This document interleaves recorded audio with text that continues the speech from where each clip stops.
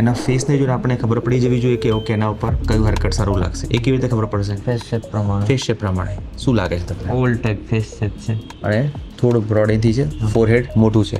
એક તો છે મેન ફ્રિન્જીસ, જે આગળ રાખીને જોયા હશે હેરકટ, અહીંયાથી ટેક્સચર્ડ કટ હોય છે અને ટોપ મેસી હોય છે, એટલે ફોરહેડ નાનું દેખાશે. બટ એમનું પ્રોફેશન શું છે? ઓકે, સો બાય પ્રોફેશન આપણે બિઝનેસ છે. જે હેરસ્ટાઈલ આપણે એમને અત્યારે જે ફર્સ્ટ ગોમાં સજેસ્ટ કરી એ હેરસ્ટાઈલ એવી છે કે થોડી વધારે ટ્રેન્ડી છે. સો નાવ સેકન્ડ ઓપ્શન, જ્યારે ફોરહેડ મોટું હોય you can go for the spike. Face વધારે લોંગ દેખાશે, બને એટલું વધારે હાઇટ આપવાની છે यहाँ पर. साइड में से ऐसा ये जो आता है तो वो पसंद है सबको, थोड़ा होल्ड ऑफ भी रहेगा. क्या कर सकते हैं इसके अंदर? सर की रिक्वायरमेंट के हिसाब से साइड से सर को ज़्यादा शॉर्ट और फेड नहीं चाहिए. हाँ, साइड से थोड़ा थोड़ा शॉर्ट करेंगे मतलब, और ऊपर से जो है वेट बढ़ गया ना उसे थोड़ा शॉर्ट करेंगे मतलब स्टाइलिंग में मदद मिले, पड़ी न पड़ी ना जाए. जाए. पाछળથી पे थोड़ा शॉर्ट करशो, ऊपर से थोड़ा क्विफ रखशो, मॉडर्न क्विफ टाइप. सी मैं क्या करता अगर मैं होता तो मैं साइड में टेपर करता, but not skinny, not too skinny.